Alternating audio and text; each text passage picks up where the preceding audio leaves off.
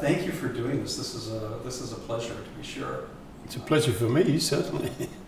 Well, let's start at the beginning. I understand you were born in the north of England, at Sheffield, is that right? That's correct. Okay. When did you start developing a love and attraction for music?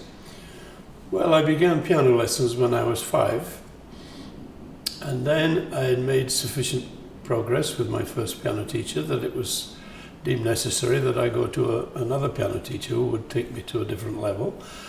And it's due to that second piano teacher that I'm sitting here talking to you today, because in addition to doing what every piano teacher does along with their students, we learned the repertoire and did the weekly exercises and so on. But unlike any other piano teacher that I've ever known, he obliged me to carry a manuscript book. And at the end of every lesson, he would sit down and he would write in my manuscript book a melody. It might have been a popular melody of the day, it might have been the upper part of a Bach chorale, it might have been anything at all, a tune that he made up. And my task during the week was to harmonize it. No theory, nothing, just using these. And another week he might give me a series or a succession of 10 chords and say, make these into a piece, Bernard. Now, can you imagine what that was like for a 10-year-old? First of all, I had, I think, a natural instinct toward it, but I so enjoyed solving those problems in a sense, almost like children do in other fields. And there were times when I didn't practice as much during the week because I was busy composing. So I have been, in fact, composing in that sense since I was 10. In listening to your interview with Casey, which was a lot of fun, you talked about being a composer as being a way of life, a way of discovering more about yourself in the process. Could you speak to that? Yes, there's a sense, obviously, in which it's a profession, being a composer. We, composers of all centuries, like to get paid for their work, and they love to have it exposed in the public so that people can share it and enjoy what we've made for them. But in terms of the work process, it's not just a case of, oh, now I'll do this, or now I'll do that. I think it's an ongoing process, and I think in some ways people find us rather strange, particularly when we seem not to be paying attention to what they're saying or some other event that we're supposed to be participating in, when in fact our minds are probably going through certain musical processes, sorting out some idea that we want to get to when we get into our studio. And so in that sense, it's constantly part of our waking lives. And sometimes during our sleeping lives, as you know, there have been quite famous instances when composers have dreamt about a particular piece of music, and then next morning have gotten up and tried to recreate it as best they could remember from the experience. And I think in any case, in addition to that purely musical, everything that we do in terms of appreciation of life around us and our relationships, the way we think, is all, I think, grist to the mill of being a creative person. How does your love of poetry and prose inform your work as a composer? Well, again, I was very lucky because as a young boy, my father, who by normal standards would not have been thought of as being educated, and yet he had an immense knowledge of literature, self-taught, used to read to me every night. Not just children's stories, but from time to time he would read poetry that he liked. And although at that age I didn't know what the poetry meant, I loved the sound of his voice.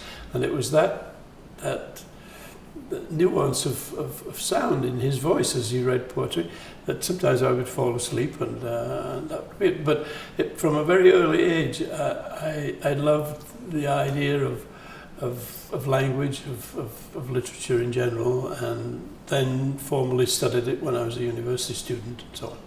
Did you study in Italy? I did. Okay. Yes. And how did that help? Well, way? there's part of me that is, I think, naturally Italianate. I don't know how it comes about, but from the moment that I set foot in Italy for the first time, I felt at home. At that moment, I was not fluent in Italian. I became fluent later by dint of a lot of hard work and spending a lot of time there. But something about, again, the visual aspect of Italy, its architecture, its history, its language, its culture in terms of its cuisine, its habits, and just feeling that, yes, I could be at home here anytime. And ever since, throughout my life, any excuse to go to Italy, I've snatched, and I've gone there immediately to do whatever was required of me. How do you choose the texts that you use as the framework for your music? There's a lot more out there than you could ever possibly use. So what appeals to you about a piece or that someone's written that you think, I can see that working as a piece of music? Well, I think that what we make in terms of music, whether it's a piece for solo piano or for large orchestra or an opera, is often triggered by observation of things other than purely musical. We've just talked about the influence of literature and so on. But I think what we do, we have a mind and a training which tells us whatever is triggered in terms of a musical possibility, we convert that as soon as possible into a purely musical one. Of course, if you're writing a song, then a text is also present. If you're writing an opera, there's also a narrative and a whole scenario and set and so on. But in general, if we're, for example, writing a string quartet, about as abstract as you could possibly get, then it may have started by observing the veins in a leaf, just the structure of something, thinking, gosh, that's one of a kind, I'm fascinated by that. Now what are the possible correlations between that and the possibility for music? Because there's not a one-to-one correlation, obviously, but what there is the mind's imagination looking at one phenomenon and thinking, I could create a parallel to that in an entirely different universe. How did that relate to what eventually became the Canti Trilogy? I'm sorry? The Canti Trilogy, how did that emerge from that? The Canti Trilogy, which is 3 specific works together as a trilogy, which uses many texts about the moon, about the sun, and about eclipse, came about because, well, in purely practical terms, I was directing an ensemble which had a fantastic soprano vocalist as part of the ensemble, and I decided now is the time that I would write a work for them, that I could teach them to play and conduct and so on. And again, my instincts, I'm a moon person. I don't need to be told where on the calendar the moon is in its phases. I know by my own personality, by my own body. Sometimes it's not so pleasant, but I do respond in that way. And of course, there's a monumental work in the literature by Arnold Schoenberg, Pierre Lunaire, and I suppose, in a sense, and I know for a fact that many of my friends thought, that's a dangerous undertaking when there is such a monumental work of that kind. But I've never regarded anything in history as being an object in my path. I much prefer to stand on the shoulders of history and take my own personal leap of faith into what I want to do. And so I began with the Canti Lunatici, which has 13 poems about the moon, about the waxing and the waning of the moon and the full moon, and they're in 5 different languages. And similarly with Canti del Sole, it's somewhat similar pattern, and also with Canti dell'Eclisse. I remember specifically when you were talking to Casey about the work, and I hope I don't say this wrong, Apocryphos. Apocryphos. Apocryphos. Yeah. You were talking about you were a young boy in England, and you saw the newspaper headline that talked about the first the Allies learning about the concentration camps and the Jews, and that it took you a very long time for that music to evolve, to emerge. I thought that was a wonderful story. How did that piece evolve over the years? Well, as I've said a moment or two ago, the initial impetus for creation can be from a multitude of sources. In this particular instance, it was a memory from my childhood. My father was Jewish by heritage, lineage, and in 1942, I was 8 years of age. I came home from school and I saw the headline on the newspaper, and it was just at the time when these horrific camps were being discovered, and asked my father, it was something about evil, and I didn't know what that meant. I simply asked him, and he hesitated and said, well, there's something very terrible happening in Europe at the moment, but don't be afraid. But that stayed with me, and of course, because of my father's lineage and mine, then I've pursued that as an interest throughout my life. Read voluminously about the Holocaust from many, many different angles and experiences.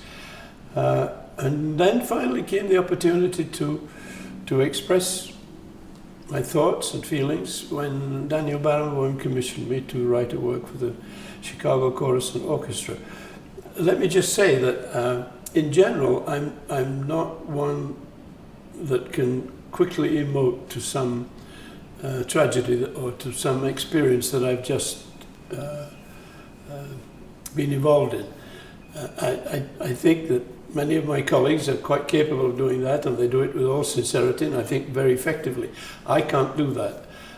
I could not, for example, after 9/11, have gotten up next day and written a requiem. Much as I felt touched deeply by the whole thing, I can't do that. For me, what I produce as an art and music has to be inside me for a long, long time until it's taken away from its vernacular and its colloquial and everyday meaning into something which I think is ultimately, hopefully, more profound, and I think it's more spiritual. Who were some of the poets that you used? Well, I used Paul Sperry and Nelly Sachs, but also Heinrich Heine. The piece begins with a poem by Heinrich Heine, who left. They're all by German writers writing in the German language, all of whom were in exile. And Elsie Leske-Schüler, and so there's several. But also the text in English. All the solos are in German, but all of the English chorus parts, all the chorus parts are in English, and they're taken from the Apocrypha, which, as you know, is a book that's not admitted into the biblical canon because it was not felt worthy of being so. It's a very large, complex work. Yes. Yeah. How long did it take to finish? To write that work? You know, excuse me, can I stop for a second? Yeah. Here, I'll get it. Oh. No problem. Sorry. No, that's all right. Can you let it dry? Sure. I'm having the same problem myself a little bit. Is the air conditioning on in here? Yes. Yeah, it's on. Oops. Sorry. That's all right. I may be doing it myself. Don't worry. What was that? What were we? I think, well, it's a very large, complex work. It is. It's a big work. It requires a chorus of 180 people, mixed chorus, soprano solo, and a large orchestra. And the performance here, and in fact, it was commissioned in memory of Margaret Helios, who was the music director of the chorus. She was the choral director of the Chicago chorus for many, many, many years. And Daniel Barenboim wanted to commemorate her and her work, and I felt very touched that he asked me to do it, and that was the way that it came out. Now, at the time I met you, you were still working on Vincent, and it has since been finished and it's been performed. Tell me about that one, about Vincent van Gogh. Well, we talked a moment or two ago about composing being a way of life. That particular work, an opera in 2 acts, full length, grand opera, large, in a sense took me 40 years, because I was in Amsterdam in 1973, involved in concerts, and it happened to coincide with the opening of what was then the brand new Van Gogh Museum. His work had always been part of my passion. Again, I was very familiar with a lot of his work, but this opportunity to see the largest collection to that date in one place was really quite moving, more than moving. And I remember standing on the top floor thinking at some point, because I was surrounded by all the drawings in gouache and pencil and crayon and charcoal, and thinking that at some point I'll make it a theatre work, I don't know how or what, but which reflects not only this man's work, but the man who made this work, all of these things. And so thereafter I researched it for many years and had correspondence with potential librettists, which didn't always work out. And there's a history of that in the history of opera. But finally, I got a commission from Indiana University, their huge opera department, to celebrate their 80th anniversary and the 100th anniversary of the music school. And that was a perfect opportunity, because it's probably the largest opera school anywhere, certainly in the States and maybe in the world. And so they have every professional facility that one could imagine in any theatre. Plus the fact that if it were to be for, let's say, the Met or any other opera house, we would have a very limited amount of rehearsal time in which to do it. To be able to do it in a university setting like Indiana, we could take months over preparation. And it showed, because I'm very pleased with the production they did. I'm looking forward, of course, to the first opportunity for the first professional production. But the one that I have so far on DVD is pretty good. And a great credit to that school that they take new work seriously, and they give it as much time as they would give La Bohème and etc. And in terms of source material, you could glean through the various letters back and forth between Vincent and his brother. Well, you see on my library shelf there's whole sections of Van Gogh, plus all the letters. Excuse me, I'm going to have to have that. I'm sorry. Sorry. That's perfect. Oh dear. Have to get your scissors. Well, now it's digital, of course.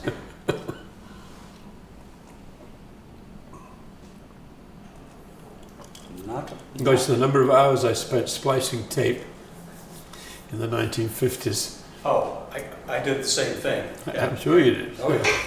Yeah, with the China marker and yeah, razor absolutely. blade. Yeah. But it was a good test for the ears. Sure. That's how good it is to make it work. Yeah. By the time I did my master's thesis, I had 5 or 6 large garbage bags full of tape cuttings, literally on the floor. Yeah, wild track. So as you were saying that you had all of these wonderful letters back and forth between Vincent and his brother Theo to help. And in fact, J.D. McClatchy, who was the librettist, a wonderful poet, a truly great poet, I believe, and a man of tremendous intellect and imagination, sensitivity. And so the relationship between us was about as ideal as it could be between any composer and a librettist. I mean, it was just a very warm and I think very fruitful and productive relationship. But I handed him, when we began our discussions about the project, all of the research that I'd done and documents and writings that I'd made, and then said, I think the letters are the real source.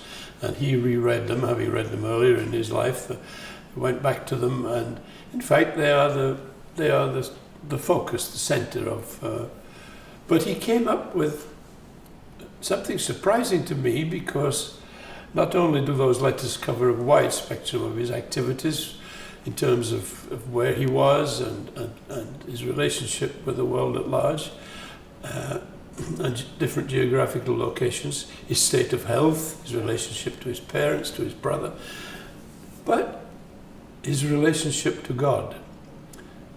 He was, in a sense, a religious fanatic who was searching for God through his work. And he said, this is why a man paints, to see the world through his eyes. Not our eyes, but his eyes, and then his eyes in relation to his love of God, the spiritual nature of making art for him. It was very special. I mean, he was a man who drank a lot, he womanized, he did all of the sins of the world, but deep down he had this relationship which I think lifts his work to a level that very few have ever accomplished. That's beautifully put. I remember the first time I stood in front of a Van Gogh at the St. Louis Museum of Art, and I couldn't get over how thick the paint was and how violent the palette knife had applied it. Yeah. You could actually see into the painting, and to stand where he had stood in front of the canvas was just an incredible feeling for a kid. Yeah, to see the work through his mind, not my mind or your mind, but through. And of course, it's what distinguishes the surface of the paintings in so many ways from surfaces of other painters. There's a revelation in almost every brushstroke. Indeed. What are you working on now? I'm in between pieces right now, which is not a very long period usually, and hopefully won't be extended in this case. I'm just about to begin. In fact, I've started sketching on a concerto for English horn and orchestra for the wonderful English horn player of the Cleveland Orchestra, and it's a commission from Cleveland Orchestra and Oberlin College, which is celebrating its 150th anniversary in 1516. So that'll be the season, hopefully, when we will do the premiere. So that's, and I just finished another concerto for piano, which was premiered in Boston, commissioned by the Boston Symphony Orchestra for my 80th birthday. That was in April, and we did it there, and then in Germany, and now just last couple of weeks ago in London. And so there's some more coming up. Now, I've heard that you don't write or you don't work with your wife. No. But what is it like to have two composers in the same family?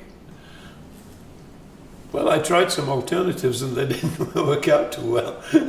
But this one is as good as it gets. No,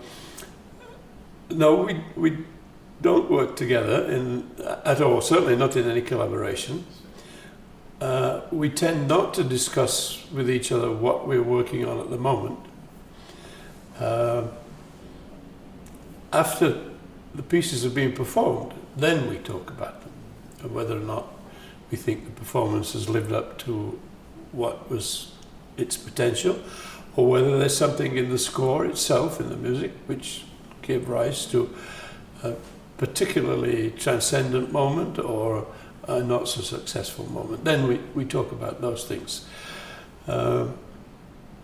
And I think partly this comes about from the beginning of our relationship because of our age difference, which is 30 years. I didn't in any way want I mean, I recognized the moment I met Augusta and saw her music and heard her music for the first time. This is an exceptional talent. And I didn't want to be forcing my ways of thinking on her, nor did she invite that. In fact, she was quite candid about it. Leave me alone, I'll get on with my own work. And I don't want anyone saying, I got this because I'm with Bernard Rands. So we have that very separate professional relationship, which serves us well, I think. And in every way, when we're dealing with commissions and the profession at large, we do it as individuals and not as a team. You're enjoying a wonderful career, and you have so many important works that are out there. What gives you the greatest pleasure about what you do for a living? Sorry, What gives you the greatest personal pleasure from what you do? The actual process of composition in my studio is the most pleasurable, because it tells me more about myself than any other experience I've ever had. By that I mean that every time we go to work, yes, we have ideas, we have fluency, we have experience, we have technique, and yet it's still a challenge, because we don't know where it's going, we don't know ultimately how it will turn out. We can only keep working at it until we're able to say, I think it's finished at this point. It's a strange process, because no matter how skilled you become and how experienced, I think in all the arts, I think I've heard this from so many colleagues, artists, over the years, every time I begin something new, I have no idea what the hell I'm doing. Now, that's obviously not entirely correct, but I know very well what that feeling is. You feel,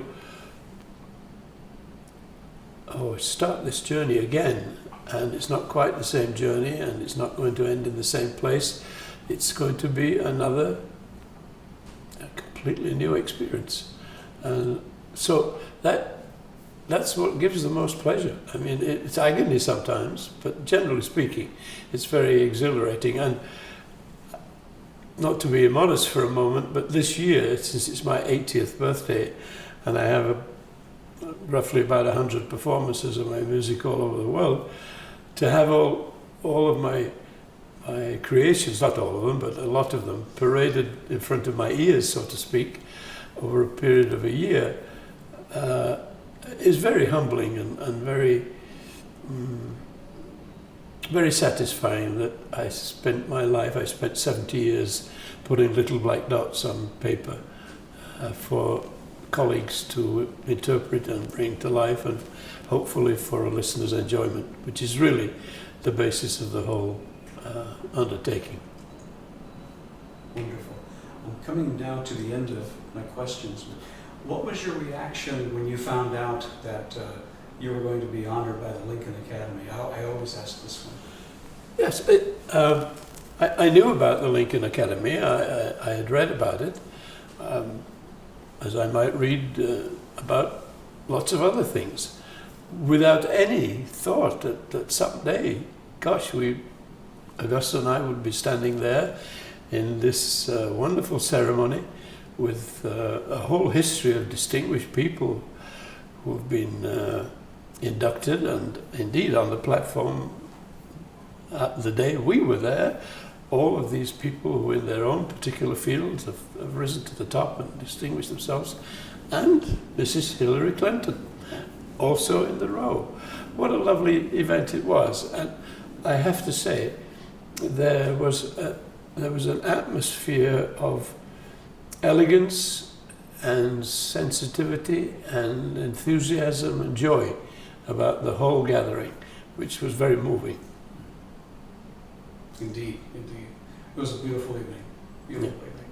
So, when did this all begin? Well, I've always loved music, and I was always attracted to playing music, making music, singing. I come from a really large family, and in fact I'm the 10th of 10 children. And so many of my siblings played instruments. We had a piano in the house, and I used to lie underneath the piano and just listen to somebody playing it with all the sounds floating around me. And I remember putting my fingers where the pedals are, and hoping not to get my finger stuck in there, and just hours of listening. And then I started playing the instrument and took piano lessons from about age 4 for about 10 years. And all through that time as a young pianist, I was also composing, making up tiny little songs that were like 2 bars long or 1 bar. And then my teacher said, well, make something else up, make something else up. And I sort of did that just on the side for fun. And then I found myself improvising a lot to find things to make up. And little by little, I just continued with music all the way through my life. I read that you composed your first orchestral piece in the 9th grade. How did that happen? Yeah, so I was playing piano all along, and then I started playing an instrument in 3rd grade. And at my school, we picked instruments alphabetically. And so my last name is Thomas, and I was all the way down the hall waiting for my chance to pick the instrument I wanted. And it was a very big day for me because I loved music, and I was so excited to play flute. And then when I got into the room, they said, oh, well, all the flutes, we don't have flute anymore, we don't have clarinet anymore, we don't have this and that. They said, we have trumpet, euphonium, and snare drum. And so I took up the trumpet, and my mother, I remember when I came home, she said, what do you mean the trumpet? You're like so into music. Why didn't you get the instrument that you wanted? And I said, well, that just didn't work out that way. But anyway, I ended up playing trumpet all the way through college. I was very advanced at trumpet performance, and I was a trumpet performance major in college. And so I had the experience of playing piano as a young child alone, playing trumpet in the band and in the orchestra all the way through grade school and into high school, and then composing all the way through that. So when I was in 7th, 8th, and 9th grade, my band director and my orchestral director said, why don't you write a piece? Why don't you write us a piece? And I did. And it was really, really bad, I can tell you that. But I did write a piece, and then it won actually a prize in my community. And it was performed at like the local arboretum. And it was like this huge big deal for me. I was like a kid. And so that was quite exciting. And then I went on in high school playing trumpet and piano and so on and so forth. Where did you grow up? I grew up in New York. Okay. Yeah. Who were your musical heroes and heroines? Oh, I have a lot of musical heroes and heroines. A long list. Well, Johann Sebastian Bach is my favorite composer. I love his music. I listen to it every day. I own his complete works, actually. I bought the complete works. And I have multiple copies of many of those works, but I have actually the complete works because it's just interesting to me to just imagine what he made. I think it's something like 172 CD set. I mean, can you imagine how much music that is? But I love his music for its invention, its concision, its honesty, it's very spiritual, and it's incredibly modern. If you heard a piece of Bach today, you could imagine it was almost written today. It's just so fresh after all these years. And of course, I love Debussy, Ravel, Mahler, and then lots of jazz artists. I mean, if we're talking music, and then of course, if we get into poets and painters and architects, I mean, the list goes on and on and on. You like the spontaneous, I've heard. I do. Yeah, I like when music feels like it has an inner life to it. The musicians come out and they pick up their instruments and they just play as if it was inevitable. Like it was just music pouring out of them, that there's a spontaneity in the sound, in the way they're pulling their bow or blowing air through some instrument. I like that sense of immediacy, and in some ways it's related to jazz. Like the next note, get the next note, play, go, this kind of thing. But it's kind of interesting because the music that I write is extremely detailed in terms of its notation. Every note has a pitch, an articulation, a dynamic, an adjective. It's very, very nuanced on the one hand. Yet on the other hand, I want it to sound spontaneous. And it's this really interesting balance between these two worlds. And I think in order to have the music sound spontaneous, I have to keep it spontaneous. I have to write with a certain kind of passion and flair and immediate reactions, and not for me anyway, not something that's more like a science experiment. Like, okay, I have my row and I'm going to pick out my notes, or I have randomnumbers.com and that will generate an algorithm that will tell me what all my pitches are, and it's sort of distant. I prefer to be much more like improvising at the piano, playing piano every day, singing, dancing, like feeling the music, so that through that I can translate that energy into the notation, and then hopefully the players can receive that and then make even more of it for the audience. I've heard that you're rough on pens and pencils. I am, yeah, that's true. Yeah, I've had carpal tunnel surgery on both hands because I'm just constantly writing, and it's tough on the back and the hands. When you're working, I understand that you normally stand at the drafting table and work. You sing, you play, you dance. You want to feel everything as you're working. Exactly. Yes. I feel that if I physicalize my music, like I can feel the rhythm, like I can feel that, and I can feel where the accents are. They can feel it. It's not just some random thing. I mean, it's really physicalized. And very often when musicians ask me a question in rehearsal, I just sing the answer, because it's just the way it should sound that matters. I asked Bernard this a little earlier, and I'd like your take on it. Describe the life of a composer and what you get from the act of creation. How it moves you. Where does it? Your passion for it.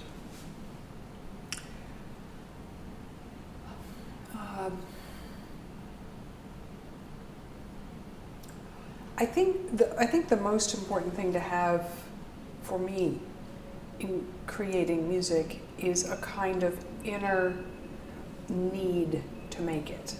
I need to get up in the morning at 4 o'clock and work all the way till 11 at night, working something out, because I need to do that. I want to communicate. Because without that inner eruption of passion, it's very, very hard to spend 50 years writing huge symphonies. I mean, it's incredibly difficult work. Out of thin air, there's nothing there, then there's a piece of paper, and 8 or 9 or 10 months later, there's a whole symphony. I mean, it's just an incredible amount of work. So you have to have the inner passion. I think you also have to have a very strong work ethic, or at least I do, because it's so much work to get these pieces out into the air, but also, I would say, very polished. Like all the details are there, beautifully proofread, elegant materials, excellent, from soup to nuts, everything has to be really well done. And that's just an incredible amount of work. And then, of course, one wants to share the music with others, and you want to try to find a way to get the works performed or recorded so people can hear them. So one will spend quite a lot of time during a day on the phone or answering emails. Do you have a string quartet? Can I get your biography? Do you have a photo? These kinds of things. So it's a very, very intense work process in many dimensions. And I think it's very humbling. To write a good piece is very hard. You spend a whole life writing these pieces, and you're working things out, and to get a complete gestalt where all of the elements of a piece, the rhythm, the harmony, the counterpoint, the flow, the flux, the inner life, the trajectory of the piece, the balance, all these things, all right in a 20-minute piece is almost impossible. Like, it really is. That's why the great composers are the great composers. And it takes a lot of study to understand what makes a piece great. You can't just hear a great symphony by Mahler and understand it in one hearing. Or the Goldberg variations of Johann Sebastian Bach and understand them in one hearing, because they're so rich with relationships. And I'm a composer that tries to build these pieces with a gestalt. And so it takes a lot of brain energy. Sometimes I will just be working maybe 15 hours in the day, and I haven't stood up, or I haven't moved around, or I haven't sat down. I've just been stationary or sitting at the keyboard, and I'm hungry. but I haven't done anything, you know. I've just been like sitting there. But you know, you realize your brain is just working at such a speed all day long. It takes a lot of brain power.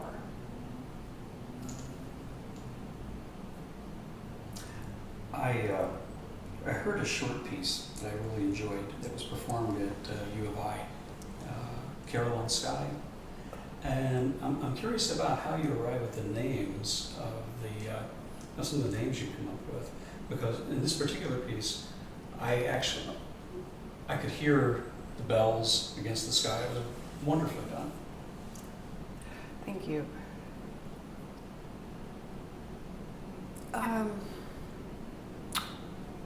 All of my titles, or let me start over. That's right.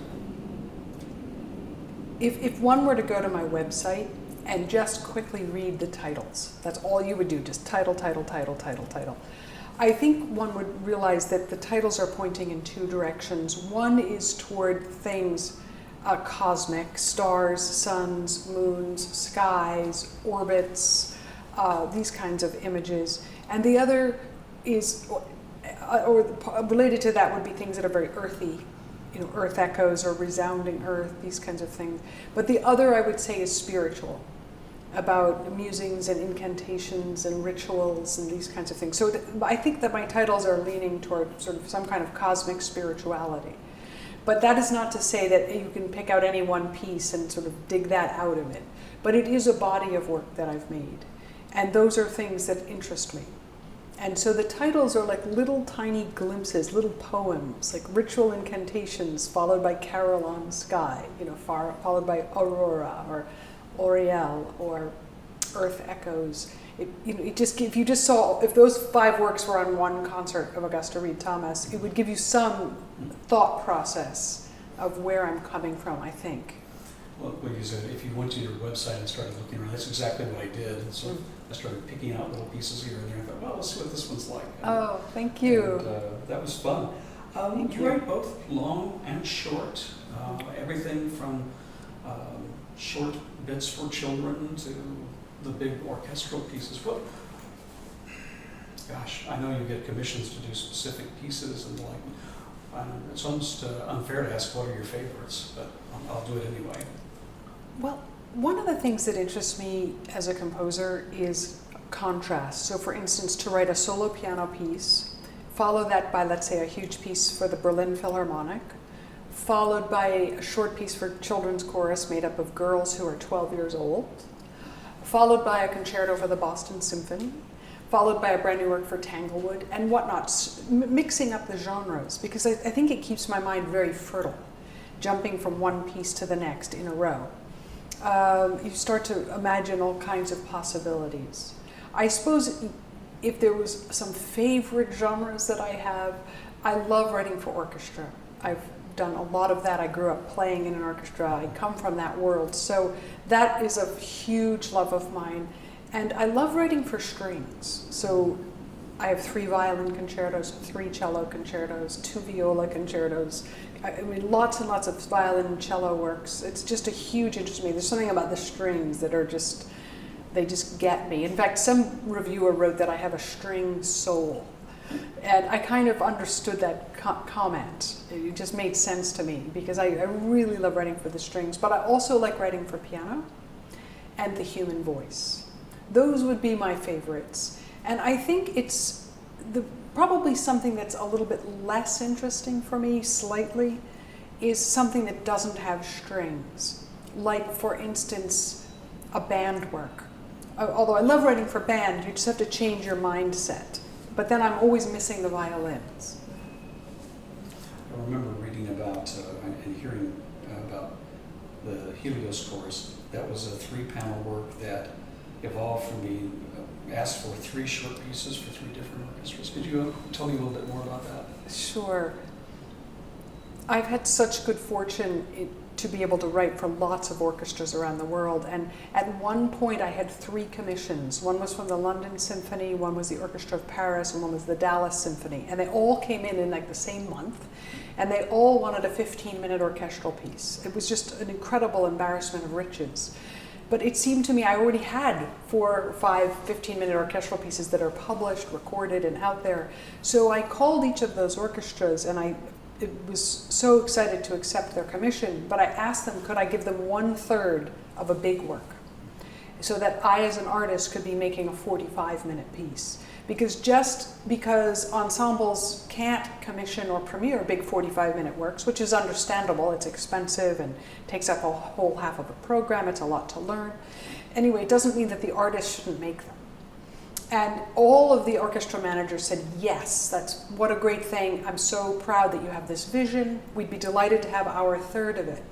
And so it was really such a wonderful opportunity. And what I did is I put endings on so that the pieces work as 3 separate pieces, and they're published as 3 separate pieces. But then I took the endings off, if you can imagine, and I changed the scene just a little bit. So the Helios Chorus Complete is not identical to just playing 1, 2, 3. It's very similar, but it's a different thing at the seams. But in any case, so Helios Chorus Complete is 45 minutes long. And I put so much of my life into that piece. I mean, that's like 2.5 years of my brain in that piece. Literally, that's all I worked on. The score is like this thick, all handwritten. I can show it to you. Just an incredible job. And the heartbreak for me is that the whole work has never been played yet. The 3 parts have been played and repeated and extremely great reviews and repeated again and whatnot. So the 3 parts are out there and alive, but I just need to find someone who will do the whole 45-minute work. And talk about the title. Helios meaning sun.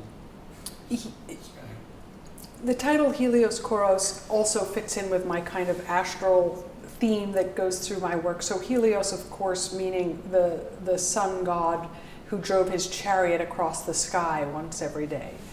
And choros in the Greek sense meaning dancers. So you can think of it as like a sun god dancers, something like that. And I had imagined that the piece would be danced, that it's intended to be a ballet with full lights and costumes and everything. I don't know if anyone will do it before I die, but I hope someone will do it even when I die, some point.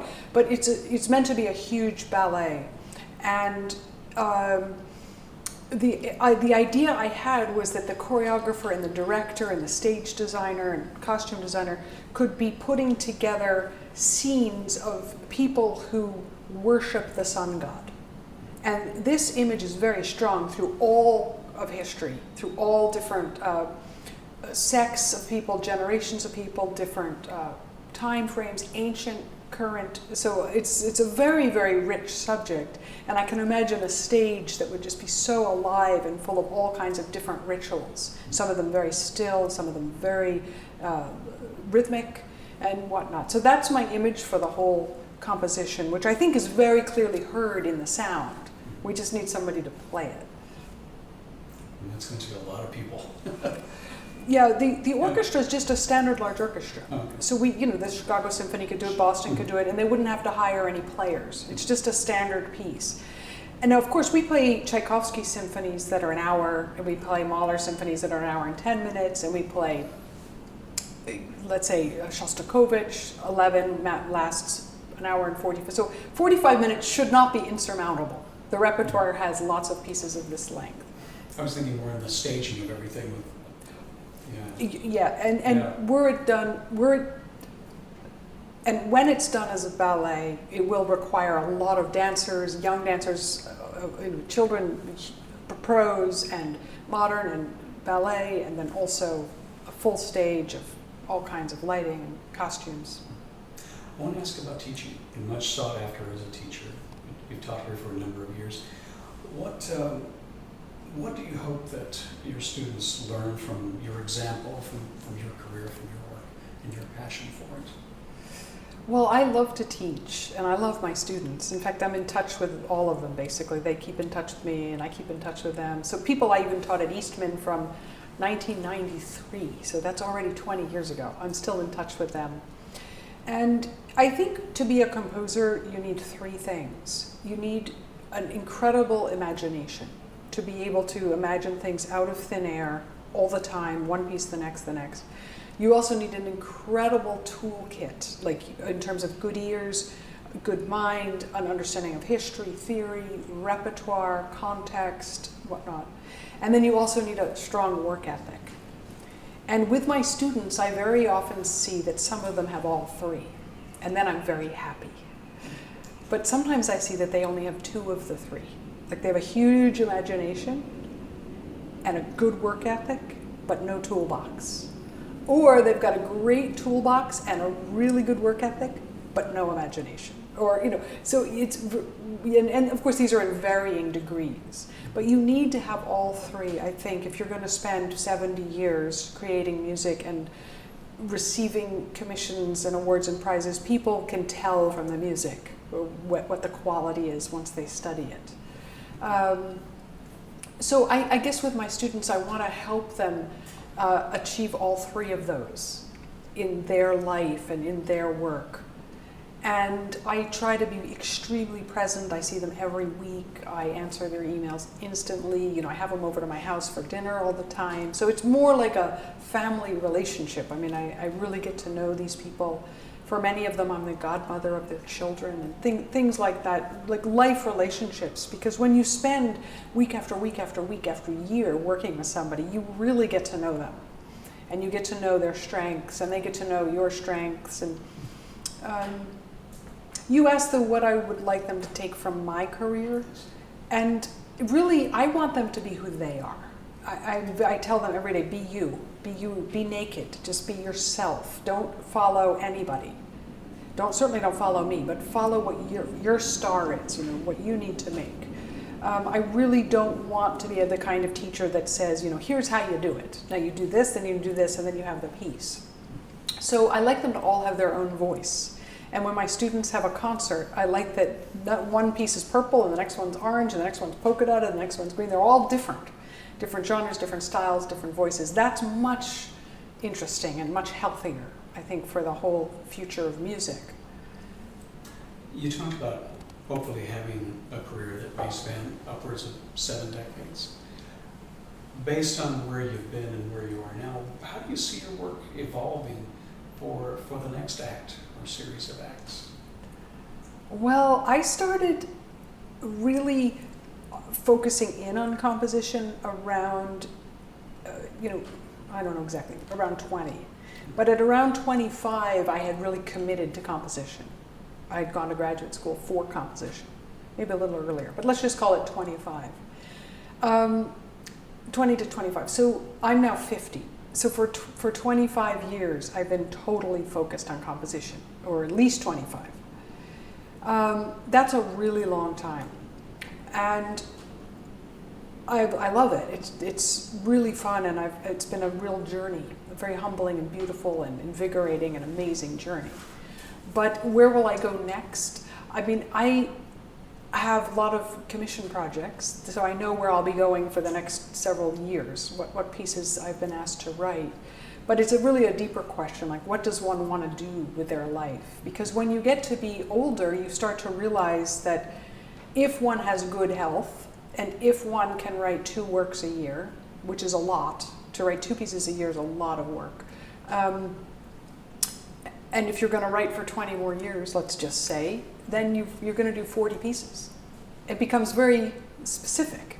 It's not going to be 80 pieces, it's not going to be 100, it's going to be 40 maybe. Maybe some people maybe 30, some people maybe 50, whatever, but it's some limited amount.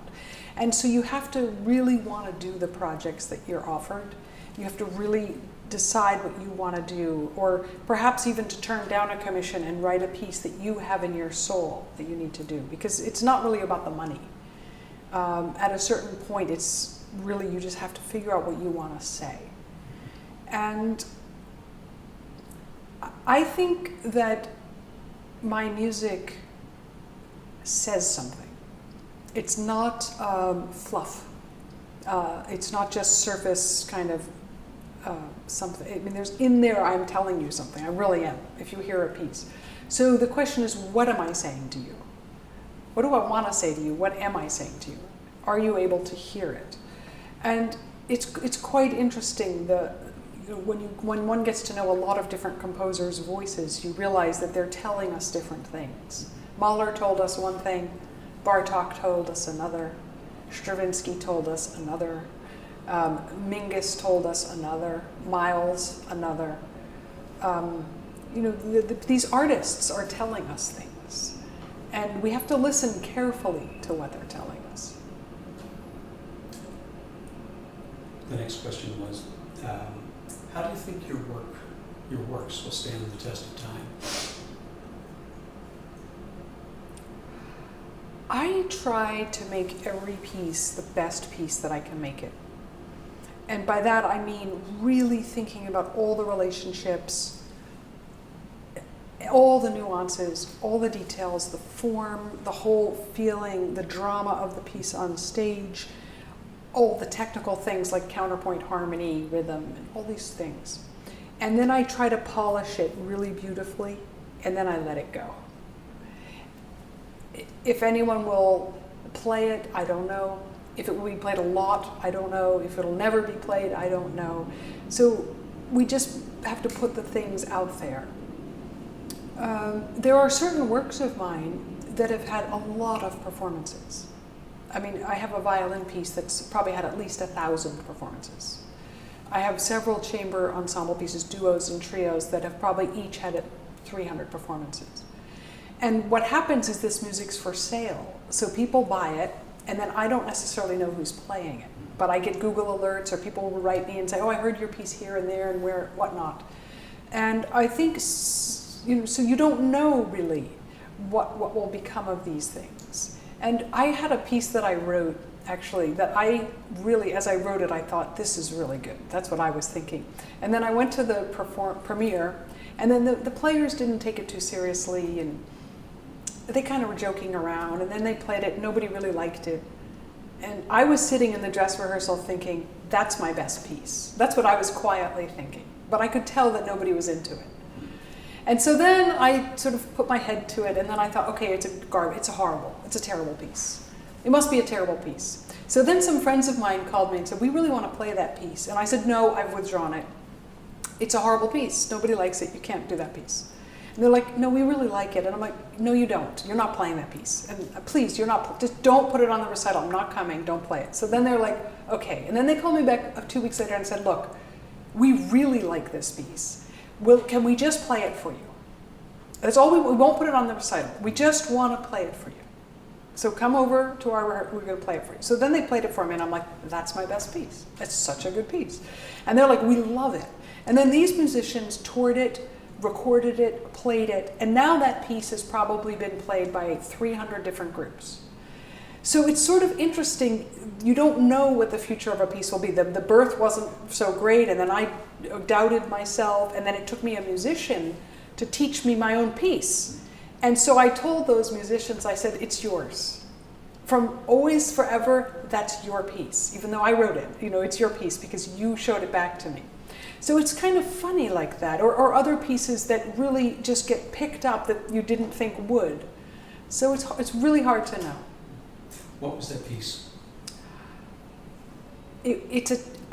Off the record, I'd rather not say because the players, where will the players, I'll tell you off the record. Okay, that's fine. The reason is I don't want the people who premiered it to be upset with me. Okay, I got it. Because they're really powerful. Completely got it. I'll tell you when we're cameras Okay. off. I always like to ask this question, but what about your work gives you the most personal satisfaction? What you're able to do?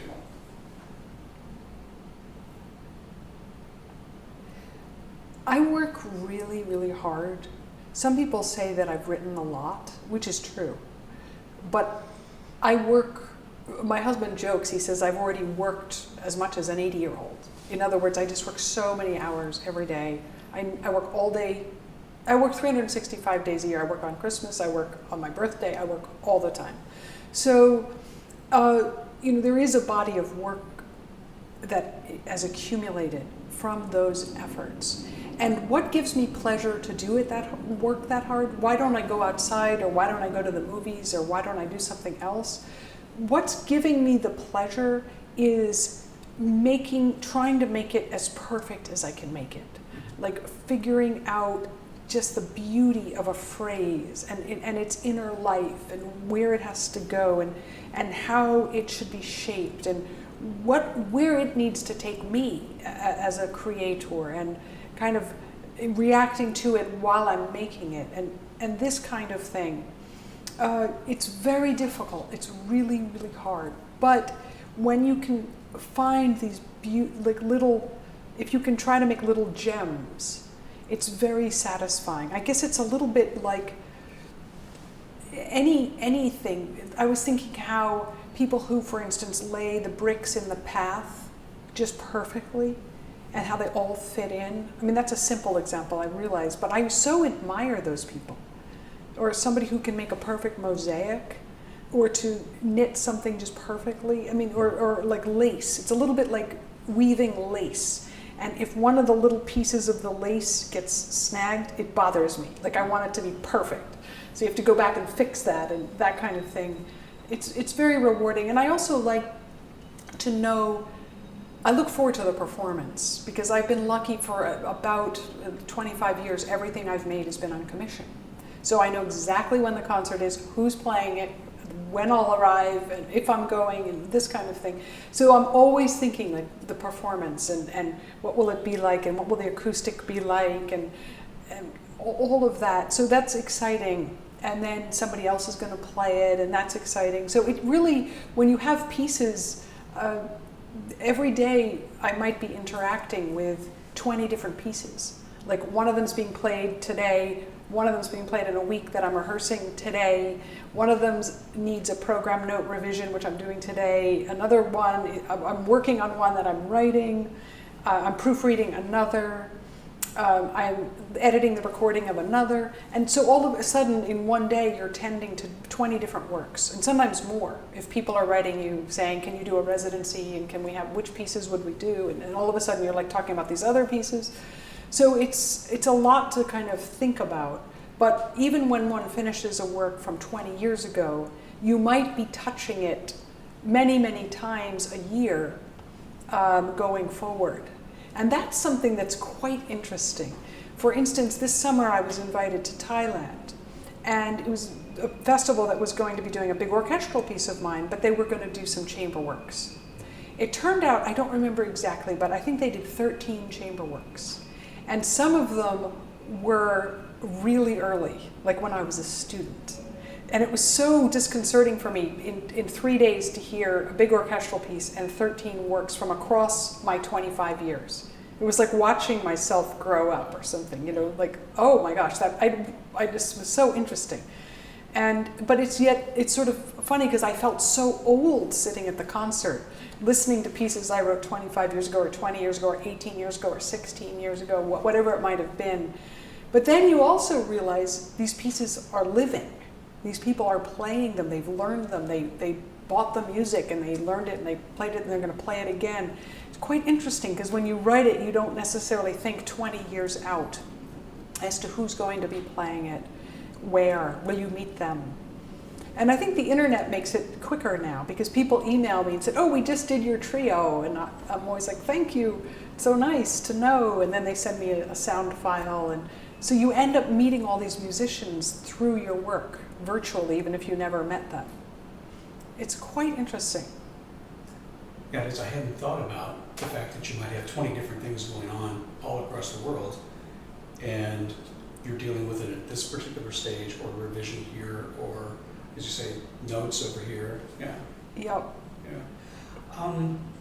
Getting to the end of my questions, what do you think about the importance of the arts in public life in a great cosmopolitan city like Chicago, and an incredibly varied state from one end to the other? Should I do it now on camera? I mean, like, so that you can use it? Yeah. Okay. Let me think for a second. Yeah, it was kind of a trick question. It just occurred to me, though.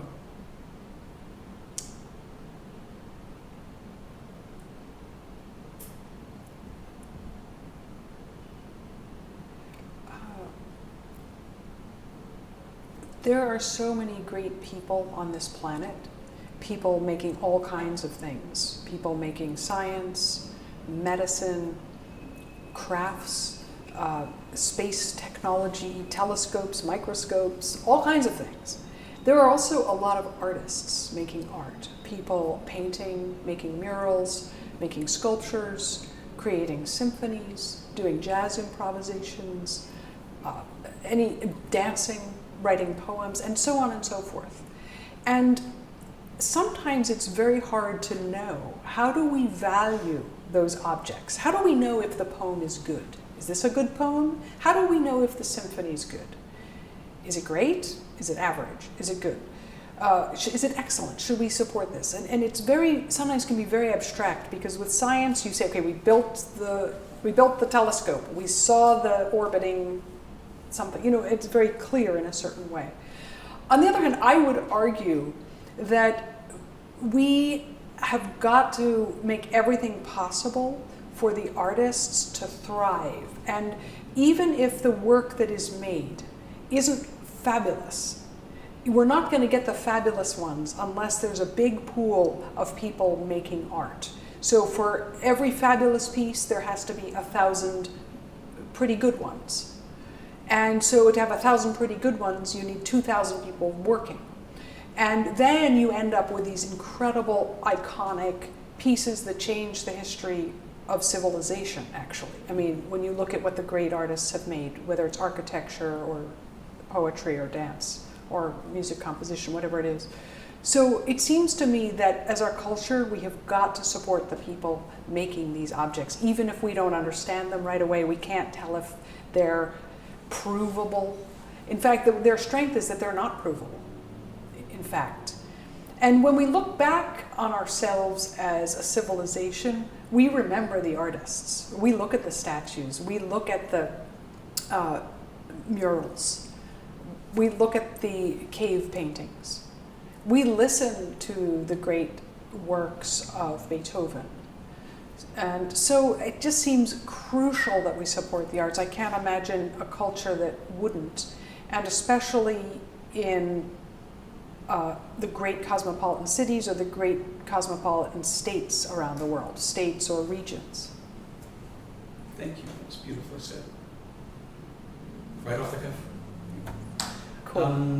I don't know, but I can probably do it better. But anyway. No, it's exactly the sort of thing I'm looking for, though, because I'm looking at doing this as kind of a tapestry from across the arts. Mm-hmm. And I thought, well, I've got the opportunity. Let's go.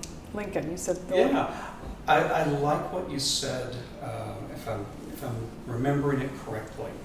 But one thing that was really moving had to do with, by honoring us, by what we do, you're honoring all the other people out there who are doing the very same thing in their own ways that may not get the recognition, but you as the Academy are honoring them. And I really thought that was very, very nicely done. Mm-hmm.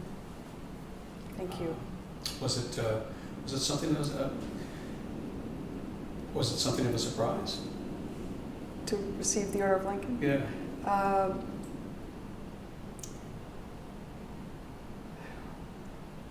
One day I went down to pick up the mail, and there was this beautiful letter on perfect, gorgeous stationery with an emblem, and we opened it, and it was the letter stating that we had won the Order of Lincoln. And I remember kind of like reading it again, thinking, wait, is this right? Is this possible?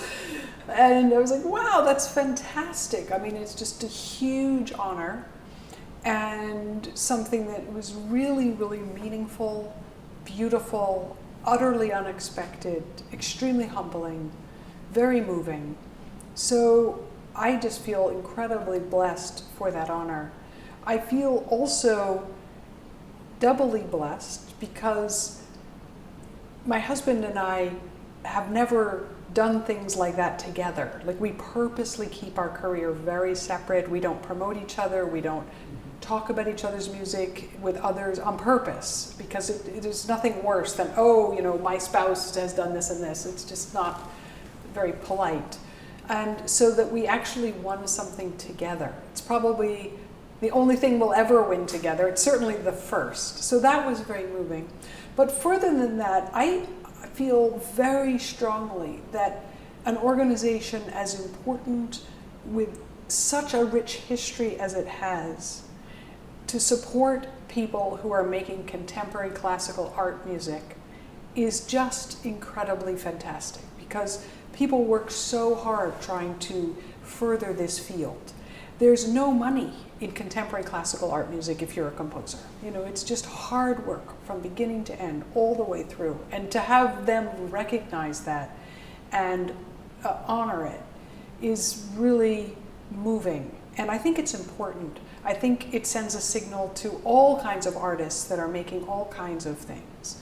And the idea that any artist would get it is even just fantastic. Thank you very much.